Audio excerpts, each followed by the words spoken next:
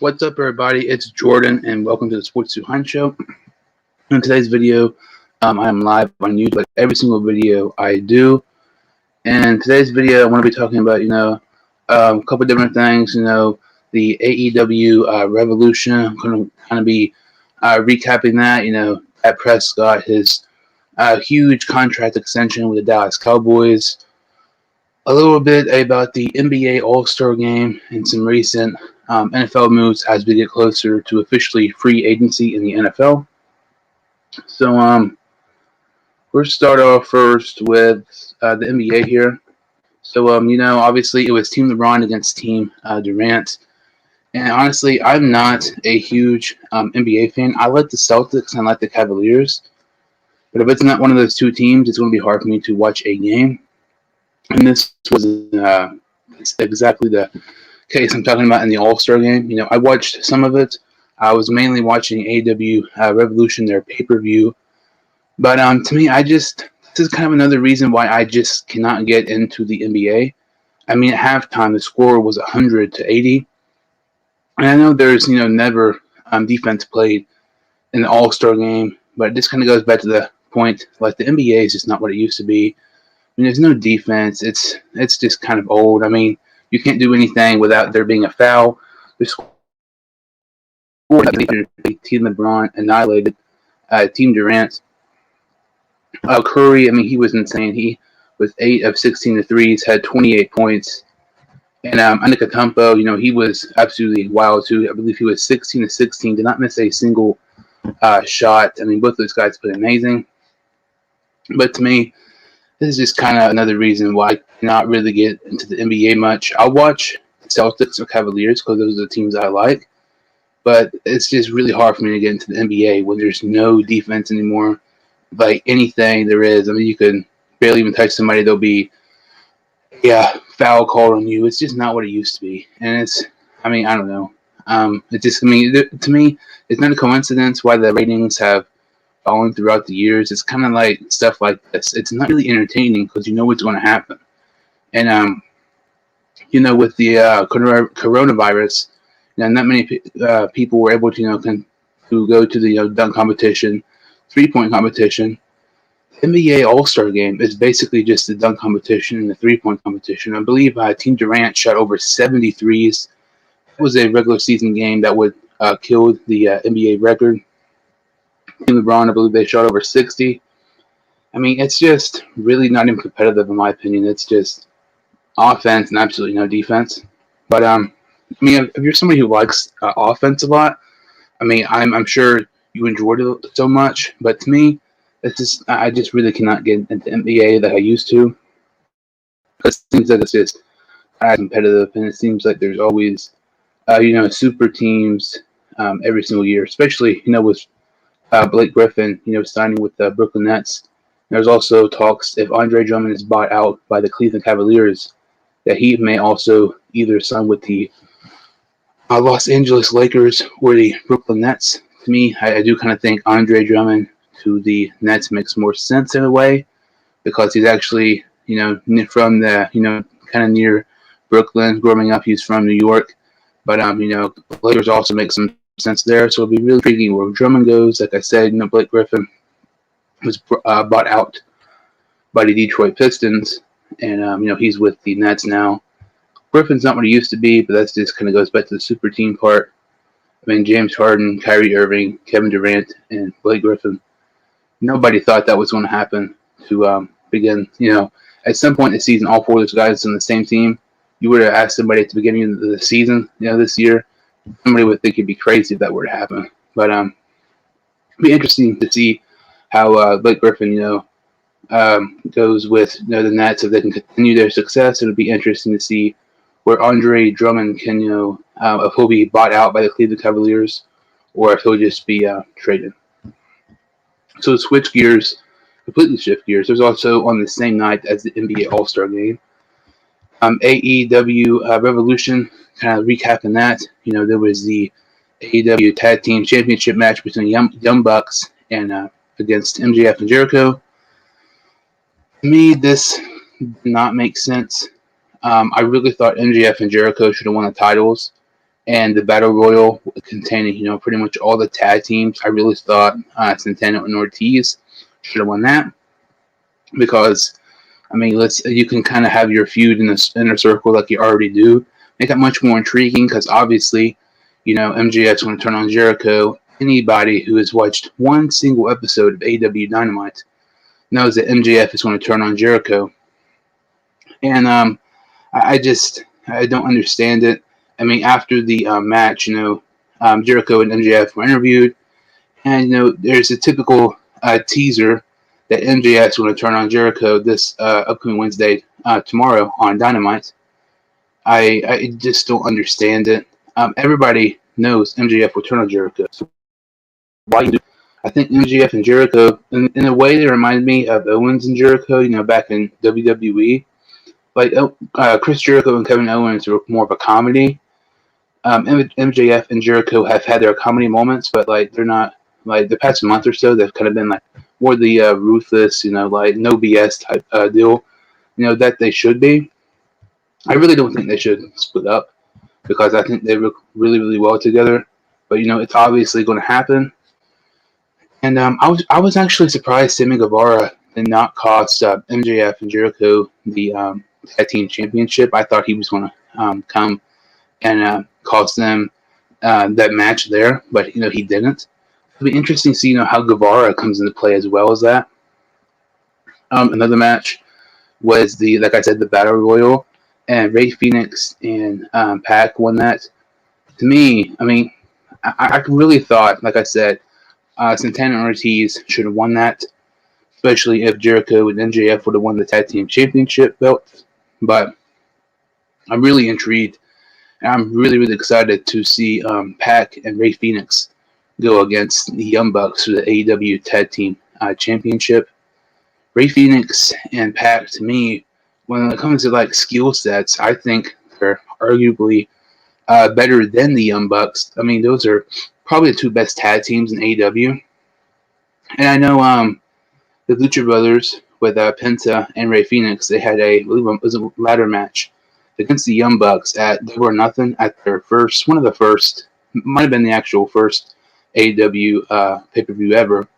I'm not sure if it was that one or the following one, but that was a classic match. I would love to see Rey Fenix and Pac against the Young Bucks, have that be like a ladder match live on TV, because AEW is not afraid to put stuff on TV that may not necessarily be like a main TV like match.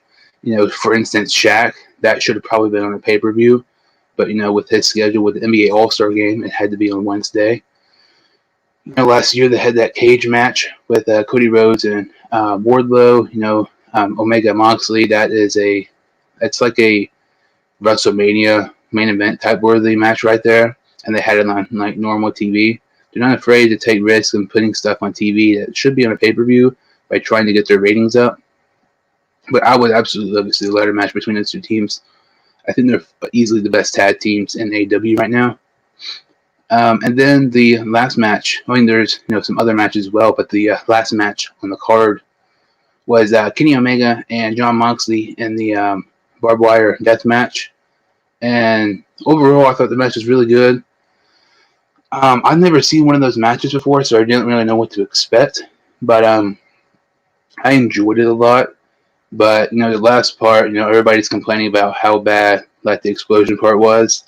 I believe, I could be wrong, I believe Tony Khan even admitted that Omega messed up big time there, or somebody messed up there, because it was supposed to be a much bigger explosion than it actually was.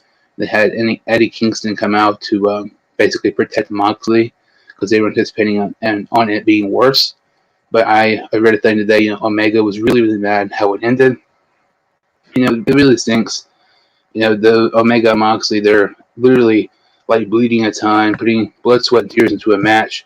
It was really, really good match. And for people just complaining about the very last part. But overall, I thought AEW Revolution was really, really good.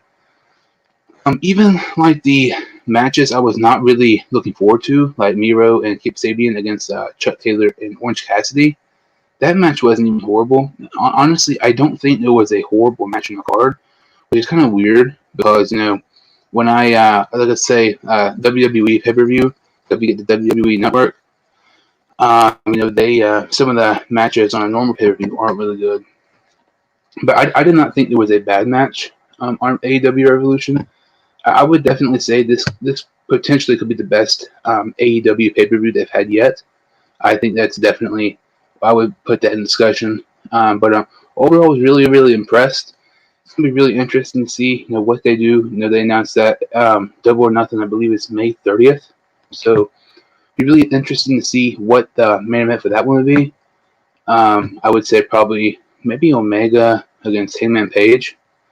Because I believe, Hangman Page, I believe, will be the person who defeats Kenny Omega to win the AEW World Championship. Because, the storyline there, I just kind of think it makes sense and everything. So, switching gears, football, already talked about, NBA All-Star Game. A little bit about AEW Revolution. So, some recent NFL moves, NFL for NC has not officially started yet, but today was the deadline for NFL teams to franchise tag some of the players. And Brandon Sheriff, the guard for the Washington football team, was franchise tagged. So for teams maybe like the Raiders or the Seahawks or the Bengals, somebody who's really interested in Joe Thuney, that is not good because the Raiders, they released Gabe Jackson. It saves them some money there, so they could use a guard. Russell Wilson, he wants offensive line, or it looks like he may be traded, or he wants to be traded, possibly.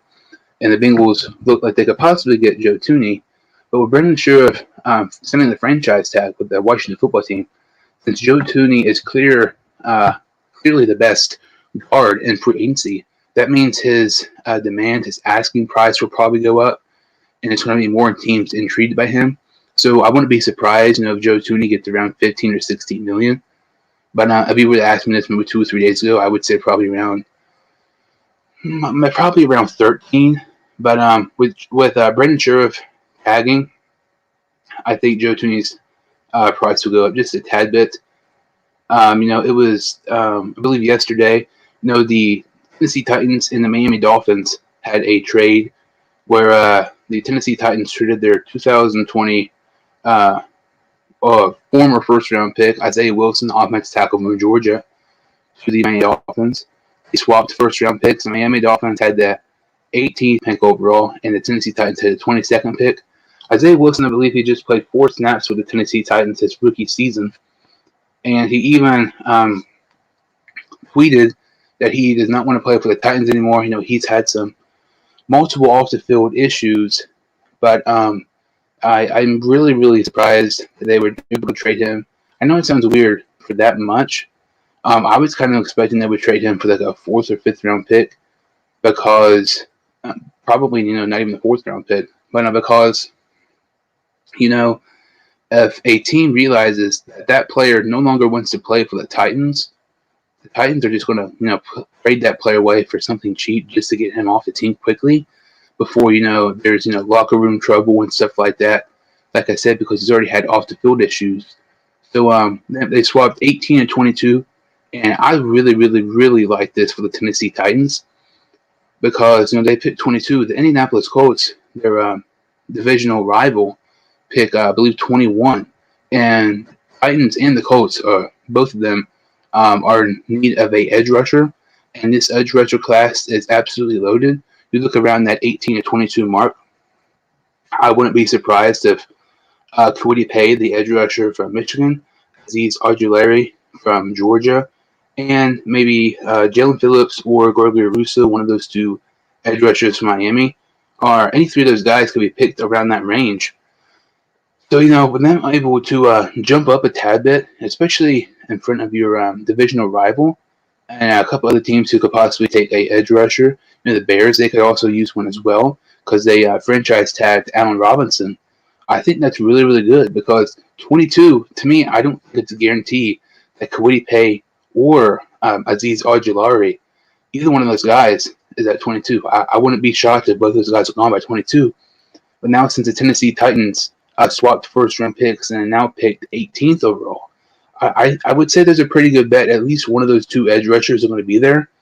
And to me, Titans, I love that trade for them.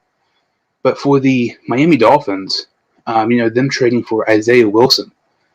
So they dropped to 22, so one pick in front of the New York Jets.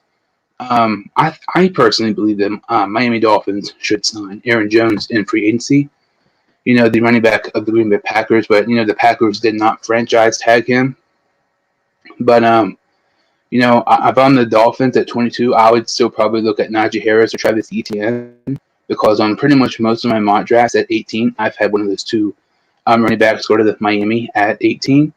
And I would say there's a really, really, really good chance both of those running backs are still at 22, and whichever running back is not picked at 22, I personally believe will more likely be drafted at 23 by the New York Jets. Another thing to watch for with the Miami Dolphins trading for Isaiah Wilson, the chances of Miami selecting Penei Sewell, offensive tackle from Oregon, at number 3, in my opinion, dropped significantly. And a team, like the Atlanta Falcons, personally, I don't really believe the Atlanta Falcons should draft a offensive lineman in the first round, especially with the 4th pick, because I've said the whole time number 4 will be a quarterback, whether it is Zach Wilson or Justin Fields. But, a team like the Bengals, or, maybe even a team like the Eagles, Bengals and Eagles, that's great for one of them. More so the Bengals, because if Penei Sewell is there at number 5, I really expect the Cincinnati Bengals to take him. So that's great news, for the Bengals, because I would say there's about an 80% chance at least Penei Sewell will be there now. Because, in my opinion, Penei Sewell, the biggest threat to Penei Sewell being drafted not 4 was the Miami Dolphins. And with him being selected, with the Miami Dolphins trading for Isaiah Wilson, I'm not sure, they'll draft Penei Sewell now. For the Bengals, for them, that's really great because, just a simple trade like that, it might not seem huge to most teams, but a team like the Bengals, they could potentially get their, tackle of the future. You just got Jonah Williams, you get Penei Sewell. That would be fantastic for the Bengals offensive line. So you can, protect Joe Burrow and hopefully you come back from injury and play really, really well. And to me, that's kind of a good trade by both teams. Of the two, I definitely think the Titans won that trade, though. So, if you're just tuning in, I'm live on YouTube, like every video I do. And so far, we've kind of talked about multiple things, like AEW Revolution Recap, the NBA All-Star Games, some recent NFL moves, like the Washington football team, franchise tagging of guard Brandon Sheriff, the recent trade with the Miami Dolphins and the Tennessee Titans, swapping first-round picks in the Tennessee Titans, trading away offensive tackle Isaiah Wilson to the Miami Dolphins. My last topic here is obviously the headliner, and that is the Dallas Cowboys and Dak Prescott. The 4-year contract is worth $160 million. $126 million guaranteed. It's the most guaranteed money in the contract, I believe, in NFL history. I don't even know. That is just absolutely insane. But at the same time, he's coming off a season-ending serious ankle injury. It's not a guarantee that Dak Prescott is going to be ready by week 1. I would say he would, but it's still not a guarantee. And you're paying him for 160. That is $40 million a year. And once Dak Prescott, once he went down, it was obvious, how big of a influence he was on Dallas Cowboys offense. Once he went down, their offense with the Dallas Cowboys was just non-existent.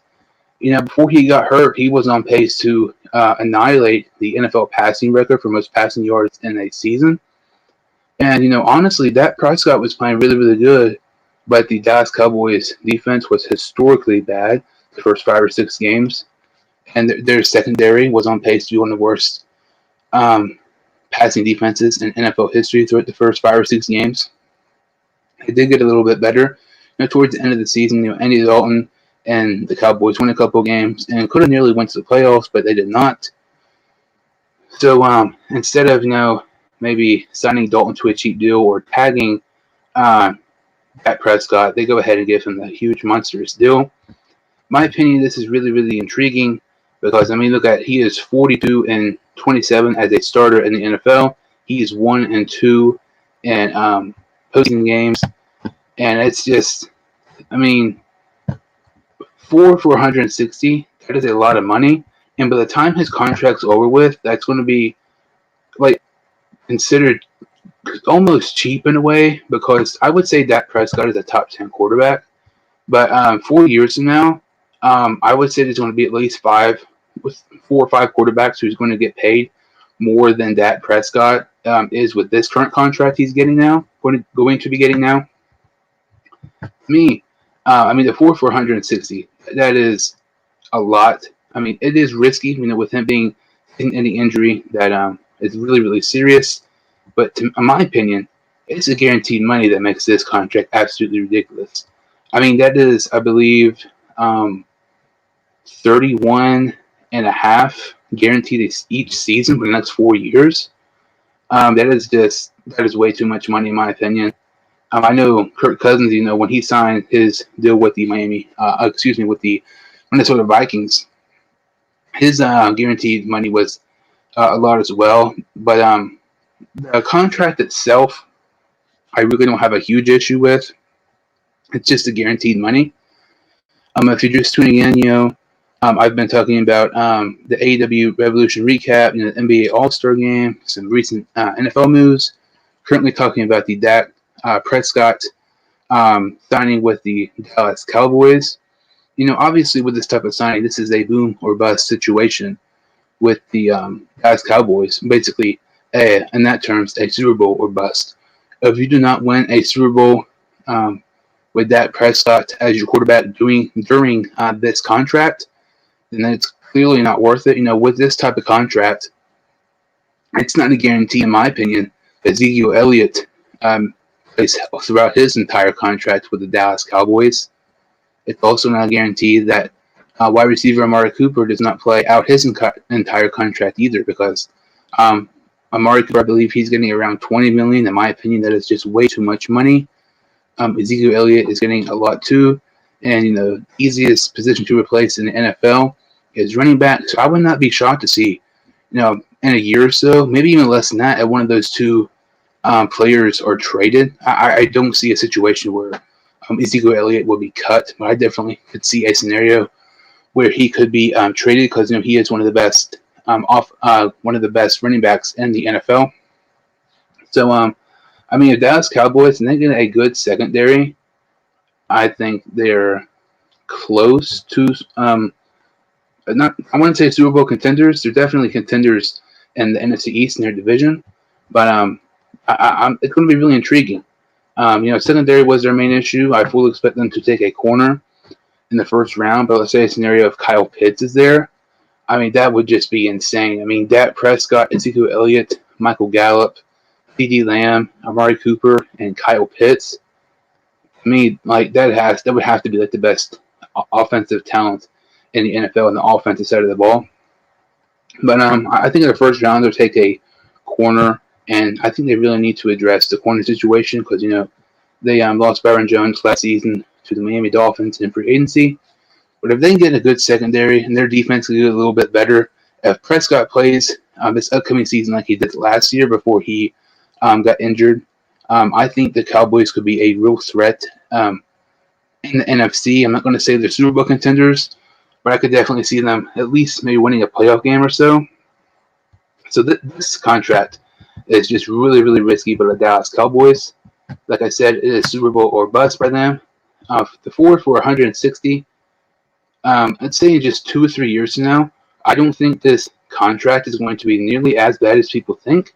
It's just the guaranteed money, in my opinion. That is just insane. So, this episode, this kind of wraps up this episode. On this episode, I was able to talk about the AEW Revolution Recap, the NBA All-Star Game, talking about that a little bit.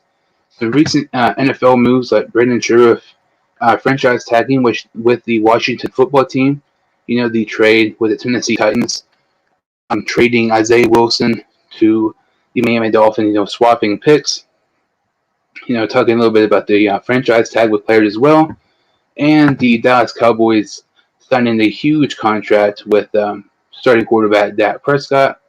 So thank you all so much for watching. If you can like this video and subscribe to the channel, I'd be greatly appreciated, and I will see you next time on the Sports Behind Show.